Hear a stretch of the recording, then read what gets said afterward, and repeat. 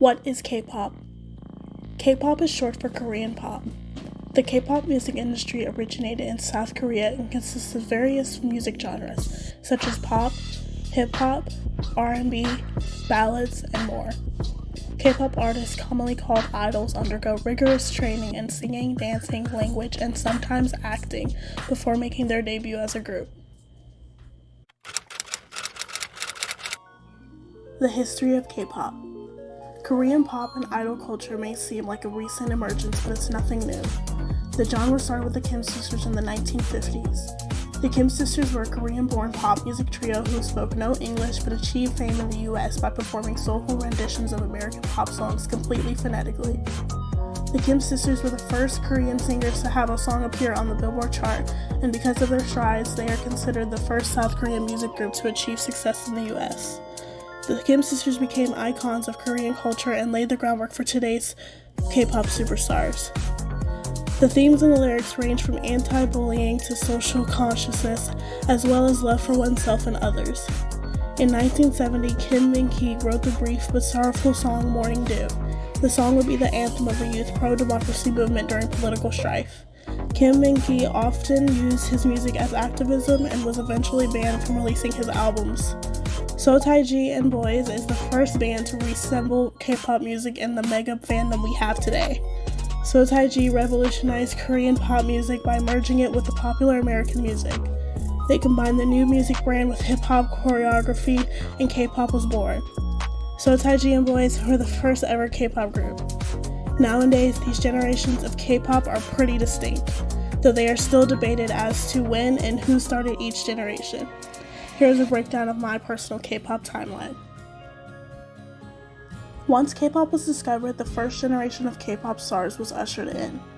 H.O.T. is considered the first true K-pop idol group because the group was highly manufactured and made up of trained pop idols.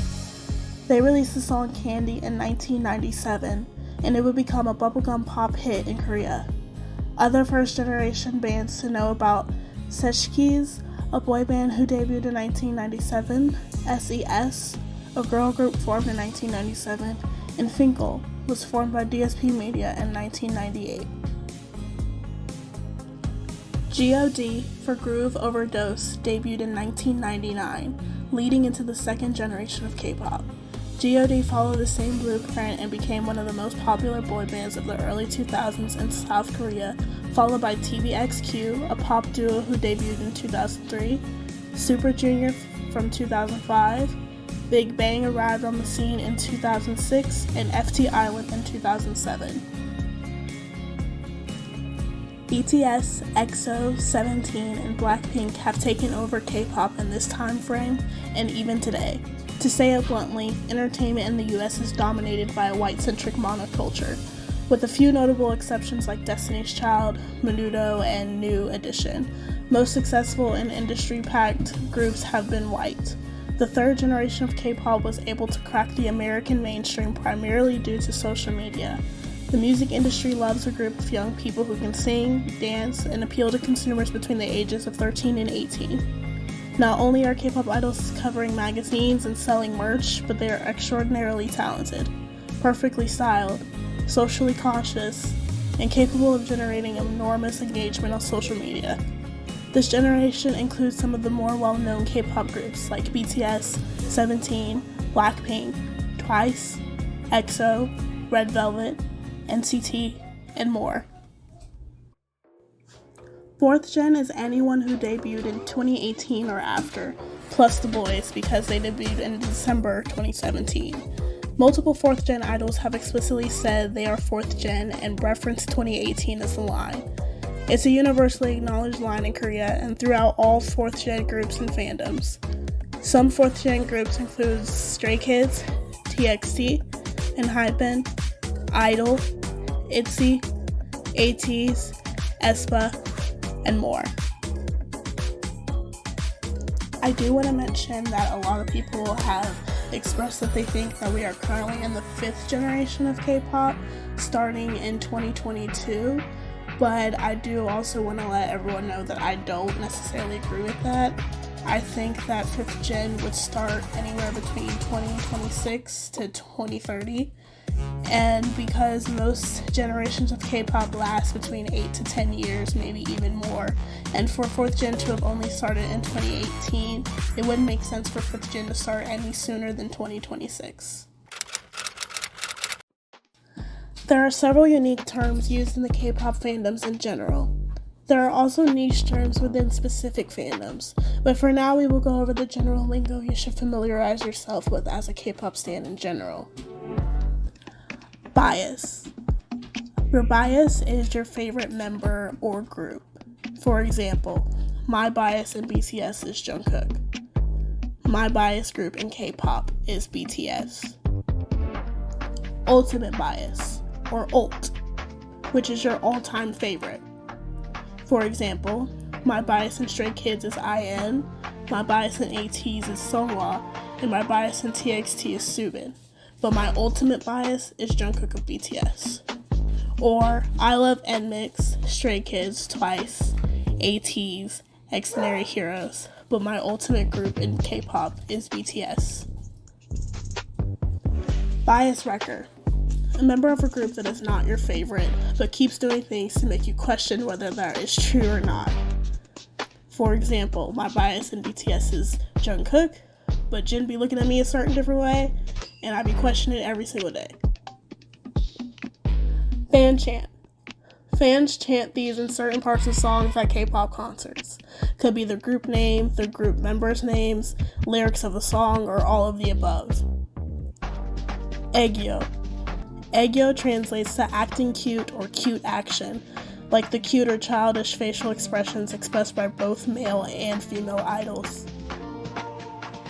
Big Three refers to the biggest talent agencies in the K-pop music industry, i.e. YG, SM, JYP. Though a lot of people these days are debating whether it's really the same three or if it's an additional with HYBE.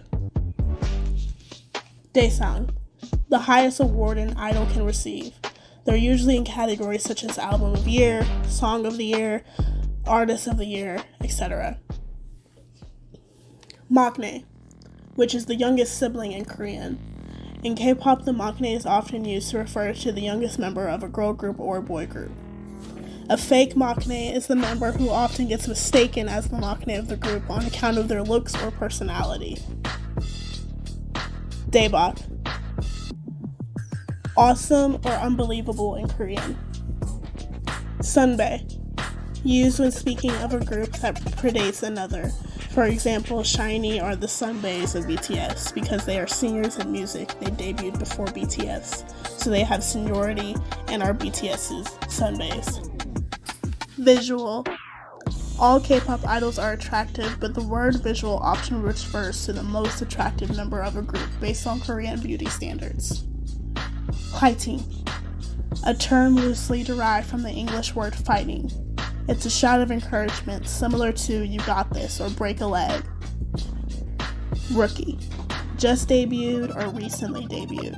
I would say groups no older than 3 years are rookies. Positions. Within idol groups, each member typically has certain positions and functions. Some groups have multiple rappers, vocalists, and dancers, and these roles can overlap. The breakdown usually looks like this. Leader, often the oldest, but not always, usually a spokesperson for the group. Main rapper, lead rapper. Main vocalist, lead vocalist. Main dancer, lead dancer. Visual, which again is the most good-looking or visually striking member. Anti or anti, which is someone who hates a particular K-pop idol or group. There is a difference between hate and don't like. Anti is only to be used on those who are actively hateful to the artists and fandoms they don't like. Sasaeng, meaning stalker fan. These are fans who will stop at nothing to get close to their biases or favorite groups. Many have been known to break into idols' homes, steal their personal information, cause traffic accidents, and in the worst cases, even assault them. This wraps up part 1 of the Ultimate K-pop Fandom Starter Kit. I wanted to make this series for anyone new to K-pop who's trying to get into a specific group or groups and feeling overwhelmed by a lot of the jargon in the media. As someone who was once new to K-pop, I know that some of these terms and history are not very self-explanatory. I wanted to create a place where hopefully all questions would be answered and you can go about standing your faves minus the stress. I love you all and see you in part 2. Thanks for watching.